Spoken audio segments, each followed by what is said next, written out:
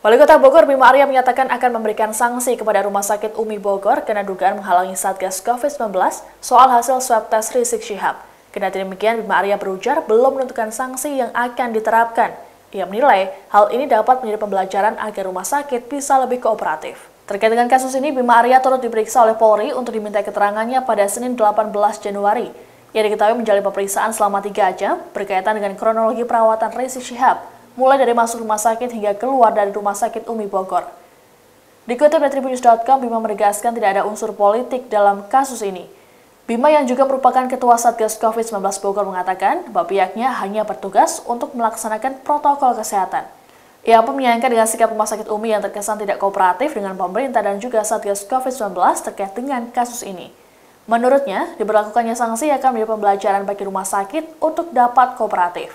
Bima memastikan sanksi yang diterapkan akan sesuai dengan aturan. Tidak hanya menjelaskan soal kronologi perawatan, Bima Arya juga diminta keterangan soal pernyataan bohong dari pihak Rumah Sakit Umi, khususnya status medis Habib Rizik Syihab yang ternyata sempat terkonfirmasi positif COVID-19. Sementara itu, Muhammad Rizik Syihab atau MRS menolak diperiksa sebagai tersangka dalam kasus merintangi memberikan informasi swab COVID-19 saat dirinya dirawat di Rumah Sakit Umi Bogor. Menurut kuasa hukum Rizik Syihab, Aziz Januar, kliennya menolak karena ingin fokus dalam status tersangka dalam kasus kerumunan Petamburan dan Megamendung. Yang sudah saya sampaikan di Bogor, jadi saya diminta untuk melengkapi keterangan terkait dengan fakta-fakta baru yang didapatkan oleh penyidik dari hasil pemeriksaan terhadap saksi-saksi dari kasus Habib Rizik di Rumah Sakit Umi di Kota Bogor. Fakta-fakta barunya apa aja tuh, Pak? Ya, terkait dengan informasi tidak benar yang disampaikan oleh pihak rumah sakit. Jadi ya, kami waktu itu kan langkah Satgas ke sana untuk meminta pihak rumah sakit bekerjasama berkoordinasi terkait dengan status Habib Rizik. Ya. Sampaikan kan waktu itu ada hal-hal disampaikan oleh pihak rumah sakit waktu itu yang ternyata setelah didalami informasi itu tidak benar. Kemudian kan diketahui bahwa Habib Rizik sendiri terbukti ya terkonfirmasi positif gitu. Jadi saya di sini menjelaskan kembali tupoksi dari Satgas dan mengapa Satgas datang ke sana gitu. Karena memang tugas Satgas ini memastikan bahwa protokol kesehatan dipatuhi di situ dan juga dari pihak penyidik yang mendalami ya tentang kegaduhan yang timbul akibat dari keterangan-keterangan tidak benar yang disampaikan oleh pihak rumah sakit. Berarti, Bang, tadi saya potong, keterangan tidak benarnya salah satunya ya status COVID-19 dari Habib Rizik. Status COVID-19 itu. Sempat menyinggung ada masalah sama Mercy juga nggak di dalam penyidikan tadi? Ya, ada juga ya terkait dengan pihak Mercy. Jadi seluruh kronologisnya itu ditanya lagi ya, mulai dari pertama kali saya mendengar informasi Habib Rizik di Bogor, ya, sampai kemudian Habib Rizik meninggalkan Rumah Sakit Umi itu digali lagi, didalami lagi. Ya, ada belasan pertanyaan tadi. Pak, terkait dengan hasil dari swab itu sendiri kan ada jelas surat-surat administrasinya ya, Pak. Jadi kalau misalnya informasi yang didapat ke pihak Satgas itu surat-surat itu dipalsukan atau gimana?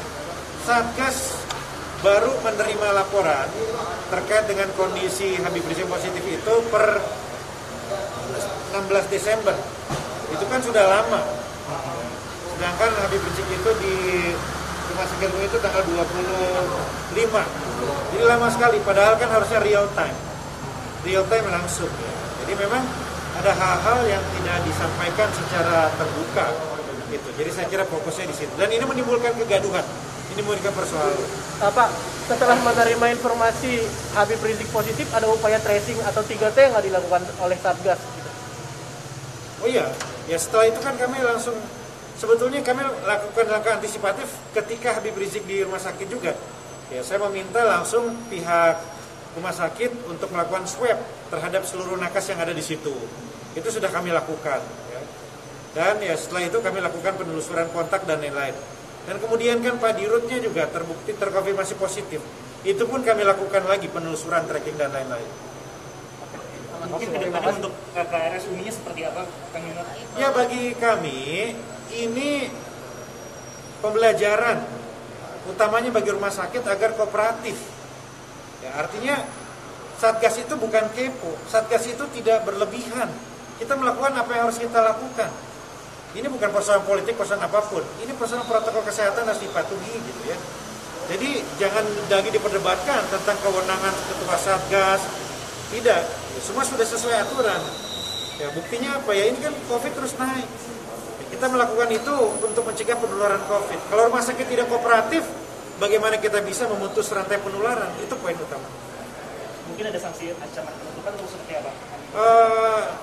Saya kan baru mendapatkan data tadi, konfirmasi. Ya, tentunya ini menjadi pertimbangan bagi Satgas untuk memberikan sanksi. Ya, ini pelajaran bagi seluruh rumah sakit untuk betul-betul kooperatif ya, dengan Satgas, dengan pemerintah kota.